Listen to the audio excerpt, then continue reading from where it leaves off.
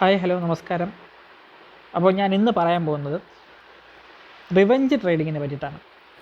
അപ്പോൾ ഇൻട്രാഡേയിൽ മിക്കവാറും പുതുതായിട്ട് കടന്നു വന്നിട്ടുള്ള പല ആൾക്കാരും ഫേസ് ചെയ്തിട്ടുള്ള ഒരു കാര്യമായിരിക്കും ഈ റിവെഞ്ച് ട്രേഡിംഗ് എന്ന് പറയുന്നത്. നമ്മൾ തുടക്കത്തിൽ വരുമ്പോഴത്തേക്കും നമുക്ക് പല കാര്യങ്ങളും അറിയാതെ ആയിരിക്കും നമ്മൾ മാർക്കറ്റിലേക്ക് വരുന്നത്. അപ്പോൾ മിക്കവാറും പേര് ഇമോഷണലായിട്ട് ഒരു സ്റ്റേജിലെത്തിയതിന് ശേഷം റിവെഞ്ച് ട്രേഡ് ചെയ്തായിരിക്കും മാർക്കറ്റിലേക്ക് വരുന്നതും വന്നിട്ട് കൂടുതൽ നഷ്ടങ്ങൾ വരുത്തുന്നതും. അപ്പോൾ ഇന്ന് നമ്മുടെ ടോപ്പിക് എന്ന് പറയുന്നത് റിവെഞ്ച് ട്രേഡിംഗ് എന്താണ്, അതുപോലെ തന്നെ റിവെഞ്ച് ട്രേഡിംഗ് നമുക്ക് എങ്ങനെയൊക്കെ ഒഴിവാക്കാം എന്നുള്ള കാര്യങ്ങൾ. മാർക്കറ്റിൻ്റെ കുറച്ച് കാര്യങ്ങൾ, കുറച്ച് ഡൈനാമിക്സ് മനസ്സിലാക്കിയാൽ തന്നെ നമുക്ക് ഈ റിവെഞ്ച് ട്രേഡിംഗ് എന്നുള്ള സംഭവം നമുക്ക് ഒഴിവാക്കാവുന്നതേ ഉള്ളൂ. അപ്പോൾ അതിനെക്കുറിച്ചിട്ടാണ് ഇപ്പോൾ ഒന്ന് പറയാനായിട്ട് പോകുന്നത്. അപ്പോൾ പ്രത്യേകിച്ചും അത് വേറൊരു കാര്യം കൂടി പറയാനുള്ളത്, റിവെഞ്ച് ട്രേഡിങ് നമുക്ക് കുറച്ചുകൂടെ വലിയ ടൈം ഫ്രെയിമിൽ നമുക്ക് വലുതായിട്ട് സംഭവിക്കാറില്ല. കാരണം നമുക്ക് ടൈം കിട്ടും ചിന്തിക്കാനായിട്ട്. ഇൻട്രാഡേയിലാണ് മെയിനായിട്ട് നമുക്ക് ഈ റിവെഞ്ച് ട്രേഡിങ്ങിൻ്റെ പ്രോബ്ലം ഏറ്റവും കൂടുതലുള്ളത്.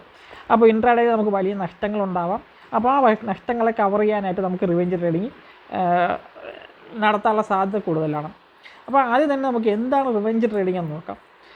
റിവെഞ്ച് ട്രേഡിംഗ് എന്താണെന്ന് വെച്ച് കഴിഞ്ഞാൽ, ഇപ്പോൾ നമുക്ക് ട്രേഡിങ്ങിൽ ഒരു നഷ്ടം വന്നിട്ടുണ്ടെങ്കിൽ, രാവിലെ നമ്മൾ ട്രേഡ് ചെയ്തു, കുറച്ച് കഴിഞ്ഞപ്പോൾ തന്നെ നമുക്ക് വലിയൊരു നഷ്ടം വന്നു. അപ്പോൾ ആദ്യം വരുന്ന നഷ്ടത്തിന് നമ്മൾ കവർ ചെയ്യാനായിട്ട് കൂടുതൽ പൊസിഷൻസ് എടുക്കാനായിട്ട് നോക്കും. അതായത് ആ നഷ്ടത്തെ കവർ ചെയ്ത് നമുക്ക് പ്രോഫിറ്റ് വരണം എന്നുള്ളതായിരിക്കും നമ്മളെ അടുത്ത ലക്ഷ്യം. അപ്പോൾ നമ്മൾ എന്ത് ചെയ്യുന്നത് വെച്ചാൽ, നമ്മൾ ഒരുപാട് സ്റ്റോക്കുകൾ എടുത്ത് ഇങ്ങനെ തിരിച്ച് മറിച്ച് നോക്കാനായിട്ട് നമുക്ക് ഈ നോക്കുന്നതിനിടയ്ക്ക് നമുക്ക് പലപ്പോഴും നമുക്ക് അവസരങ്ങളില്ലാത്ത സ്റ്റോക്കിൽ പോലും നമ്മൾ അവസരങ്ങളുണ്ടെന്ന് തോന്നി നമുക്കെടുത്ത് ആ സ്റ്റോക്ക് എടുക്കാനും അത് കൂടുതൽ നഷ്ടങ്ങളിലേക്ക് നമ്മളെ കൊണ്ടുവന്നെത്തിക്കാനും നമ്മൾ ഇമോഷണലി കൊണ്ടുവന്നെത്തിക്കാനും കാരണമാകും. അപ്പോൾ അത്തരം രീതികളിലുള്ള ട്രേഡിങ്ങിനെയാണ് നമ്മൾ റിവെഞ്ച് ട്രേഡിംഗ് എന്ന് പറയുന്നത്. റിവെഞ്ച് ട്രേഡിംഗ് മാർക്കറ്റിനോടാവാം, അത് നമ്മളോട് തന്നെ ആവാം, ചിലപ്പോൾ മറ്റെന്തെങ്കിലും കാര്യങ്ങളോടാവാം. എന്തുകൊണ്ടായിരുന്നെങ്കിലും എന്തെങ്കിലും ഒരു കാര്യം നമ്മൾ ട്രേഡിങ്ങിൽ അത് കൂടുതൽ ട്രേഡ്സ് എടുക്കാനായിട്ട് പ്രോത്സാഹിപ്പിക്കുകയോ അല്ലെങ്കിൽ നമ്മുടെ ഇമോഷണൽ കൺട്രോൾസിനെ എന്തെങ്കിലും കാര്യങ്ങൾ അഫക്റ്റ് ചെയ്യുകയും അതുവഴി നമ്മൾ കൂടുതൽ നമുക്ക് മോശകരമായിട്ടുള്ള ആക്ഷൻസ് എടുക്കുന്ന ഒരു സിറ്റുവേഷനിലേക്ക് നമ്മുടെ മൈൻഡ് ചെന്ന് എത്തുന്നതിനെയാണ് നമ്മൾ റിവെഞ്ച് ട്രേഡിംഗ് എന്ന് പറയുന്നത്. അപ്പോൾ അത് റിവെഞ്ച് ട്രേഡിംഗ് ഒഴിവാക്കാനായിട്ട് നമുക്ക് എന്തൊക്കെ ചെയ്യാം എന്നുള്ളതാണ് ആദ്യം പറയാനായിട്ട് പോകുന്നത്. ആദ്യം തന്നെ നമ്മൾ മാർക്കറ്റിലേക്ക് വരുമ്പോഴത്തേക്കും കുറച്ച് കാര്യങ്ങൾ ഇൻബിൽട്ടായിട്ട് നമ്മൾ മനസ്സിലാക്കിയിരിക്കണം. അതായത് ഇപ്പോൾ നമ്മളൊരു ബിസിനസ്സാണ് നമ്മൾ ചെയ്യുന്നതെന്നുണ്ടെങ്കിൽ നമുക്ക് ബിസിനസ്സിനകത്ത് ഒരുപാട് കോസ്റ്റ് ഉണ്ടാകും. അതായത് നമ്മളിപ്പോൾ ഒരു എക്സാമ്പിൾ പറയുകയാണെന്നുണ്ടെങ്കിൽ, ഒരു കട നടത്തുകയാണെന്ന് തന്നെ വിചാരിക്കുക, നോർമൽ കട തന്നെയാണെന്ന് വിചാരിക്കുക, ഒരു പെട്ടിക്കട തന്നെ ആയിക്കോട്ടെ. നമ്മൾ ആ ഒരു കട നടത്തിയാൽ നമുക്ക് പ്രോഫിറ്റ് കിട്ടും, പക്ഷേ നമുക്ക് അത് നടത്താനായിട്ടുള്ള ചിലവുണ്ടാകും. അല്ലെങ്കിൽ ഒരു ഹോട്ടലാണെന്ന് വിചാരിക്കുക, നമുക്ക് ഹോട്ടൽ നടത്തി കഴിഞ്ഞാൽ നമുക്ക് സ്വാഭാവികമായിട്ടും അതിൻ്റെ വിറ്റ് വരവ് ഉണ്ടാകുമ്പോഴത്തേക്കും നമുക്ക് ലാഭം കിട്ടും. അപ്പോൾ ലാഭം മാത്രമാണ് നമുക്ക് കിട്ടുന്നത്, നമുക്ക് ചിലവുകളും ഉണ്ടാകും. അതായത് നമുക്ക് ഹോട്ടൽ നടത്തിക്കൊണ്ട് പോകാനായിട്ടുള്ള മെയിൻ്റനൻസ് കാര്യങ്ങൾ വേണം, ജോലിക്കാർക്ക് ശമ്പളം കൊടുക്കണം, ഭക്ഷണത്തിനാവശ്യമായ സാധനങ്ങൾ വാങ്ങിക്കണം, അതുപോലെ തന്നെ മറ്റ് ചിലവുകൾ ഒരുപാടുണ്ട്. അപ്പോൾ ഈ ചിലവ് കഴിഞ്ഞ്, അതായത് നമുക്ക് കിട്ടുന്ന വരുമാനത്തിൽ ചിലവ് കഴിഞ്ഞുള്ള ഭാഗം മാത്രമാണ് നമുക്ക് പ്രോഫിറ്റായിട്ട് നമ്മൾ കണക്കാക്കാറുള്ളത്. പക്ഷേ ഇൻട്രാഡേയിൽ നമുക്ക് ഈ ചിലവ് എന്നുള്ള സാധനം ആബ്സെൻ്റ് ആണ് എപ്പോഴും. നമ്മൾ ഹോട്ടലിലാണെന്നുണ്ടെങ്കിൽ നമുക്ക് ചിലവ് പരമാവധി ചുരുക്കാൻ ശ്രമിക്കും, വരവ് മാക്സിമം കൂട്ടാനായിട്ട് ശ്രമിക്കും. അങ്ങനെയാണ് നമുക്ക് പ്രോഫിറ്റബിലിറ്റി കൂട്ടുന്നത്. അപ്പോൾ ഇൻട്രാഡേയിൽ നമുക്ക് എവിടെയാണ് ചിലവുള്ളത്? നമുക്ക് ശരിക്കും പറഞ്ഞാൽ ഇൻട്രാഡേയിൽ ചിലവില്ല. നമുക്ക് ചിലവില്ലാത്തൊരു ബിസിനസ് നിലനിൽക്കില്ല. ഇൻട്രാഡേയിലെ ചിലവെന്ന് പറയുന്നത് നമ്മുടെ ലോസസ് ആണ്. അതുകൊണ്ട് തന്നെ നമുക്ക് അത് മാക്സിമം കുറയ്ക്കാൻ മാത്രമേ പറ്റുള്ളൂ, അതിനെ ഇല്ലാതാക്കാൻ ഒരിക്കലും പറ്റില്ല എന്നുള്ളത് ആദ്യമേ നമുക്ക് മനസ്സിലാക്കിയാൽ നമ്മൾ മുന്നോട്ട് പോകുന്നുണ്ടെങ്കിൽ നമുക്ക് ലോസസ് വരുമ്പോഴത്തേക്ക് അത് അക്സെപ്റ്റ് ചെയ്യാനുള്ള ഒരു മനോധൈര്യം നമുക്ക് കിട്ടും. അതാണ് ഈ ഒരു വരി പറയുന്നത്, ലോസ് ഈസ് ഇന്നെവിറ്റബിൾ. അത് നമുക്ക് ഒഴിവാക്കാനായിട്ട് പറ്റുന്നതല്ല. അതുകൊണ്ട് തന്നെ നമുക്ക് ചെയ്യാൻ പറ്റുന്നൊരു കാര്യമെന്ന് പറയുന്നത്, നമുക്ക് വലിയ ലോസുള്ള ട്രേഡുകൾ എടുക്കാതിരിക്കുക, ലോസ് അതുവഴി തന്നെ വളരെയധികം കുറയ്ക്കാനായിട്ട് ശ്രമിക്കുക. അപ്പോൾ ലോസ് ഒരുപാട് കുറയ്ക്കാനായിട്ട് ശ്രമിക്കുമ്പോഴത്തേക്കും നമുക്ക് പ്രോഫിറ്റ് കൂടുകയും ലോസ് കുറയുകയും ചെയ്യും. അപ്പോൾ നമ്മുടെ പ്രോഫിറ്റബിലിറ്റി ഓട്ടോമാറ്റിക്കലി ഇൻക്രീസ് ചെയ്യുകയും ചെയ്യും. അപ്പോൾ ആ ഒരു കാര്യം മനസ്സിലാക്കുക എന്നുള്ളതാണ് ആദ്യത്തെ കാര്യം. നമുക്ക് ലോസ് ഇന്നെവിറ്റബിളാണ്. അതുകൊണ്ട് തന്നെ ലോസ് ഇന്നെവിറ്റബിൾ ആയതുകൊണ്ട് തന്നെ നമുക്ക് ഇന്നൊരു ലോസ് വന്നു കഴിഞ്ഞാൽ അത് ഇന്ന് തന്നെ റിക്കവർ ചെയ്തെടുക്കണം എന്നുള്ള ധാരണ ഒരിക്കലും നമ്മൾ വച്ചു പുലർത്താൻ പാടില്ല. ഇന്ന് ലോസ് വന്നിട്ടുണ്ടെങ്കിൽ ഇന്നതൊരു ബാഡ് ദിവസമാണെന്നുണ്ടെങ്കിൽ അടുത്ത ദിവസം നമുക്ക് അവസരം കിട്ടും അത് റിക്കവർ ചെയ്തെടുക്കാനായിട്ട്. ആവശ്യമില്ല, നമ്മളെപ്പോഴും ഇമോഷണലി സ്റ്റേബിൾ ആയിരിക്കണം. നമുക്ക് ആ ലോസ് വന്നല്ലോ, ഇനിയിപ്പോൾ അതിന് എങ്ങനെയെങ്കിലും റിക്കവർ ചെയ്യണമല്ലോ എന്ന് വിചാരിച്ച് നമ്മൾ അടുത്ത ട്രേഡ് എടുത്ത് അത് വലിയൊരു നഷ്ടത്തിലേക്ക് പോയി പിന്നെ പിന്നെ ലാഭം കിട്ടിയില്ലെങ്കിലും കുഴപ്പമില്ല, ഇന്ന് എങ്ങനെയെങ്കിലും ലാഭവുമില്ല നഷ്ടമില്ലാത്തതല്ല വലിയ എടുത്താൽ മതിയെന്ന് വിചാരിച്ചായിരിക്കും അടുത്ത ട്രേഡ് എടുക്കുന്നത്. ആ ട്രേഡും നഷ്ടത്തിലേക്ക് വരും. അപ്പോൾ അതിനേക്കാളും വലിയൊരു ലോസ് ആവും. അത് കഴിഞ്ഞിട്ട് അടുത്ത നമ്മൾ ട്രേഡ് എടുക്കുന്നത് ഇത്രയും വലിയ നഷ്ടം വന്നു, ഇനി കുറച്ചൊന്ന് നഷ്ടം കുറച്ച് കിട്ടിയിരുന്നെങ്കിൽ കൊള്ളാമായിരുന്നു എന്നുള്ള രീതിയിലായിരിക്കും അടുത്ത ട്രേഡ് എടുക്കുന്നത്. ഏറ്റവും അവസാനം നമ്മൾ അക്കൗണ്ട് ഫുള്ളായിട്ട് നമുക്ക് നഷ്ടപ്പെടുകയും ചെയ്യും. അപ്പോൾ അങ്ങനെയുള്ള കാര്യങ്ങൾ നമ്മൾ വളരെയധികം ഇൻട്രാഡേയിൽ ശ്രദ്ധിക്കേണ്ടതാണ്. ഒരിക്കൽ എന്തെങ്കിലും നമ്മൾ ഈ ഒരു റൂൾസിന് എഗെയിൻസ്റ്റ് ആയിട്ട് നമ്മൾ പോയി അഥവാ നമുക്ക് എന്തെങ്കിലും അബദ്ധം പറ്റിയിട്ടുണ്ടെങ്കിൽ പോലും അന്ന് അവിടെ വെച്ച് ട്രേഡ് സ്റ്റോപ്പ് ചെയ്യുക, മറിച്ച് കൂടുതൽ അബദ്ധങ്ങളിലേക്ക് പോകാതിരിക്കുക. അതാണ് ഒന്നാമത്തെ റിവെഞ്ച് ട്രേഡിങ് ഒഴിവാക്കാനുള്ള പ്രധാനമായിട്ട് ചെയ്യേണ്ടത്. അടുത്തത് avoid trading in bad days. അതായത് ഇൻട്രാഡേ എല്ലാ ദിവസവും നമ്മൾ ട്രേഡ് ചെയ്യുമ്പോഴത്തേക്ക് എല്ലാ ദിവസവും ഒരുപോലെ ആയിരിക്കില്ല. ചില ദിവസങ്ങളിൽ നമ്മുടെ സ്ട്രാറ്റജിക്കോ അല്ലെങ്കിൽ നമ്മൾ വർക്ക് ചെയ്യുന്ന അല്ലെങ്കിൽ നമുക്ക് അറിയാവുന്ന കാര്യങ്ങളെ പറ്റിയിട്ടുള്ള ഇൻട്രാഡേയിൽ നമുക്ക് ഓരോ ആൾക്കാർ ഓരോ സ്റ്റൈലിലാണ് ട്രേഡ് ചെയ്യുന്നത്. ആ ഒരു സ്റ്റൈൽ ഓഫ് ട്രേഡ് ചിലപ്പോൾ അന്നത്തെ ദിവസം വർക്ക് ചെയ്യുന്നുണ്ടാവില്ല.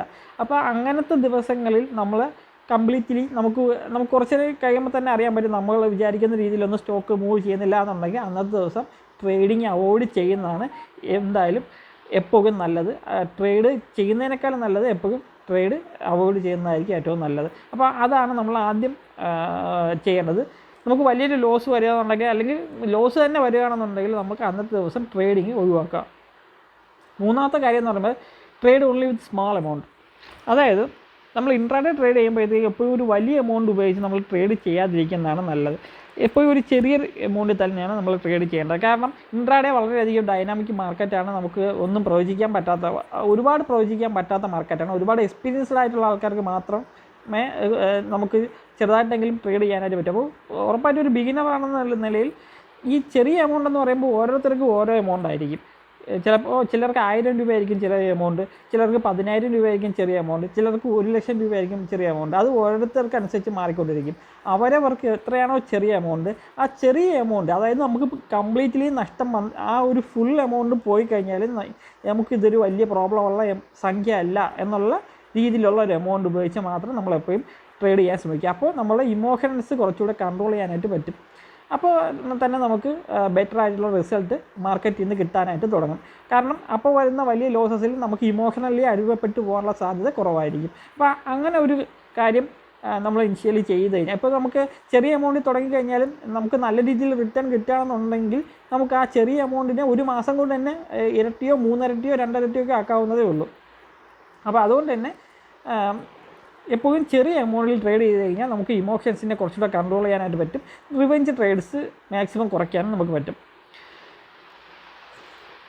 അടുത്തത് ഏറ്റവും കൂടുതൽ നമ്മൾ മനസ്സിലാക്കിയിരിക്കുന്ന മറ്റൊരു കാര്യമാണ് understand that nothing is sure in market. അതായത് നമ്മൾ പലപ്പോഴും നമുക്ക് അഡ്വൈസൊക്കെ കിട്ടുമ്പോഴും മറ്റ് കാര്യങ്ങൾ കിട്ടുമ്പോഴേക്കോ പലരും അവകാശപ്പെടാറുണ്ട് 100% കറക്റ്റാണ്, ഇപ്പോൾ സ്റ്റോക്ക് മുന്നേറാൻ പോവുകയാണ്, അല്ലെങ്കിൽ ഇപ്പോൾ ഇടിയും 100% ഉറപ്പാണ്. അങ്ങനെ ഒന്നും മാർക്കറ്റിലില്ല എന്നുള്ള കാര്യം ആദ്യം മനസ്സിലാക്കുക. പ്രത്യേകിച്ച് ഇൻട്രാഡേയിൽ അങ്ങനെ ഒരു കാര്യമേ ഇല്ല. ചില സമയങ്ങളിൽ വളരെ നല്ല ന്യൂസ് പോലും ചിലപ്പോൾ ചില സ്റ്റോക്കുകളിൽ വളരെ നല്ല ന്യൂസ് ആയിരിക്കും വന്നിട്ടുള്ളത്, എന്നാൽ പോലും ചിലപ്പോൾ സ്റ്റോക്ക് താഴേക്ക് വന്നേക്കാം. ചിലപ്പോൾ വളരെ മോശം റിസൾട്ടോ അല്ലെങ്കിൽ ന്യൂസോ ഒക്കെ ആ സ്റ്റോക്കിൽ വന്നു കഴിഞ്ഞാൽ ആ സ്റ്റോക്ക് ചിലപ്പോൾ മുകളിലേക്ക് പോയേക്കാം. അതായത് മാർക്കറ്റിൽ ഒന്നും സ്ഥിരമാണെന്ന് 100% ഉറപ്പിൽ നമുക്കൊന്നും പറയാൻ പറ്റില്ല. എല്ലാത്തിനും ഒരു പ്രോബബിലിറ്റി മാത്രമാണ് ഉള്ളത്. ആ പ്രോബബിലിറ്റി ഒരിക്കലും 100% ആവില്ല, 99 വരെ ആണെങ്കിൽ ആവാം. എന്നാൽ അവിടെയും പക്ഷേ 1% ഒരു സാധ്യത നമ്മൾ തെറ്റാനുണ്ട് എന്നുള്ളത് മനസ്സിലെപ്പോഴും വയ്ക്കുകയാണെന്നുണ്ടെങ്കിൽ നമ്മൾ കുറച്ചുകൂടെ ബെറ്റർ പ്രിപ്പയർഡ് ആയിരിക്കും. അപ്പോൾ ബെറ്റർ പ്രിപ്പയർഡ് ആണെന്നുണ്ടെങ്കിൽ നമുക്ക് ഒരുപാട് വലിയ നഷ്ടം വരാനും നമ്മൾ ഇമോഷണലി ഒരു ടു മച്ചായിട്ട് അറ്റാച്ചായി പോകാതിരിക്കാനും പറ്റും. അപ്പോൾ നമുക്ക് വളരെയധികം ഇതെന്തായാലും പ്രോഫിറ്റ് കിട്ടുമെന്ന് വിചാരിച്ച് ഇരിക്കുന്ന സ്റ്റോക്കുകളിൽ ലോസ് വരുമ്പോഴത്തേക്കാണ് നമ്മൾ മിക്കവാറും റിവെഞ്ച് ട്രേഡിലേക്ക് പോകാനുള്ള സാധ്യത കൂടുതൽ. അപ്പോൾ അത് കാര്യം നമ്മൾ മനസ്സിലാക്കി ഇരിക്കുന്നത് വളരെ നല്ലതായിരിക്കും.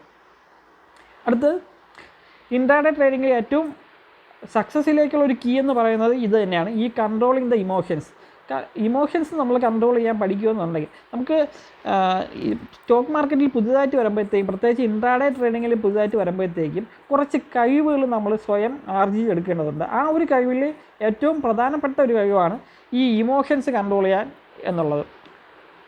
അപ്പോൾ നമ്മളെല്ലാം മനുഷ്യരായതുകൊണ്ട് തന്നെ നമുക്ക് ഇമോഷൻസിൻ്റെ പ്രോബ്ലം ശരിക്കും ഉള്ളതാണ്. നമ്മൾ മെഷീൻസ് ആയിരുന്നുണ്ടെങ്കിൽ നമുക്ക് അത്ര ഇമോഷൻസിൻ്റെ പ്രോബ്ലം ഉണ്ടാവില്ലായിരുന്നു. എന്ന് വെച്ച് നമുക്കൊരു ആൽഗോ സിസ്റ്റം ഉണ്ടാക്കി അത് മാത്രം ചെയ്യാനും പറ്റില്ല. ആ ഒരു സ്ഥലത്ത് ഇമോഷൻസിൻ്റെ പ്രോബ്ലം വരില്ല, പക്ഷേ മറ്റ് പല പ്രോബ്ലംസും വരും. അപ്പോൾ നമ്മൾ തന്നെ ചെയ്യുക, നമ്മൾ തന്നെ ഇമോഷൻസ് കൺട്രോൾ ചെയ്ത് ട്രേഡ് ചെയ്യുക, അത് തന്നെയാണ് ഏറ്റവും അതിൻ്റെ ഒരു പോംവഴിയായിട്ടുള്ളത്. അപ്പോൾ അതിനുവേണ്ടി നമുക്ക് ചെയ്യാനുള്ളത് ഇമോഷൻസ് കൺട്രോൾ ചെയ്യാൻ ആദ്യമേ പഠിക്കുക എന്നുള്ളതാണ്. അപ്പോൾ കുറേയൊക്കെ ഞാൻ നേരത്തെ പറഞ്ഞ ടെക്നിക്കിലൂടെ ഇമോഷൻസ് കൺട്രോൾ ചെയ്യാൻ പറ്റും. അതായത് ചെറിയ എമൗണ്ടിൽ തുടങ്ങുക, നമ്മൾ കുറേ നാൾ ട്രേഡ് ചെയ്ത് മാർക്കറ്റിൻ്റെ ഡൈനാമിക്സൊക്കെ എല്ലാം മനസ്സിലാക്കിയതിന് ശേഷം മാത്രം വലിയ എമൗണ്ടിൽ എത്ര കാര്യമായിട്ട് ട്രേഡ് ചെയ്ത് തുടങ്ങുക. വളരെ ഇമ്പോർട്ടൻ്റ് ആയിട്ട് ഡിസിഷൻസ് ഒന്നും നമ്മൾ ട്രേഡിങ്ങിൽ എടുക്കുക. അതായത് ഇപ്പോൾ ജോലി രാജിവെച്ച് ട്രേഡിങ് ഫുൾ ടൈമായിട്ട് ഇരിക്കാം അങ്ങനെയൊന്ന് വിചാരിച്ച് നമ്മൾ മാർക്കറ്റിലേക്ക് വന്നു കഴിഞ്ഞാൽ നമുക്ക് നഷ്ടങ്ങൾ അല്ലെങ്കിൽ തിരിച്ചടികൾ വരുമ്പോഴത്തേക്കും നമ്മൾ ഇമോഷണലി പ്രോബ്ലം ഉണ്ടാവുകയും നമുക്ക് പിന്നെ റിവെഞ്ച് ട്രേഡിലേക്ക് തന്നെ പോവുകയും ചെയ്യും.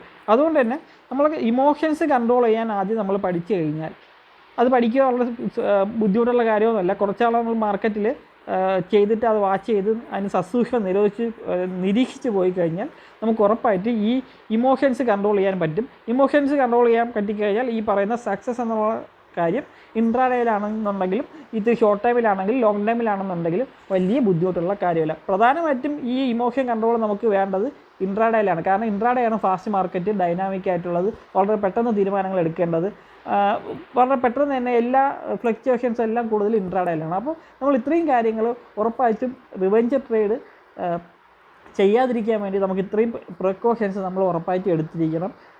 നമ്മൾ തന്നെ ഒരു സെൽഫ് കൺട്രോൾ എപ്പോഴും റിവെഞ്ച് ട്രേഡ് ചെയ്യാതിരിക്കാൻ അതിനെതിരായിട്ട് നമുക്ക് ഉണ്ടെന്നുണ്ടെങ്കിൽ നമുക്ക് ഇൻട്രാഡേയിൽ പരാജയപ്പെടാൻ കാരണങ്ങളായിട്ടുള്ള ഒരു കാരണമാണ് റിവെഞ്ച് ട്രേഡ്. അത് നമുക്ക് ഒഴിവാക്കാനായിട്ട് പറ്റും.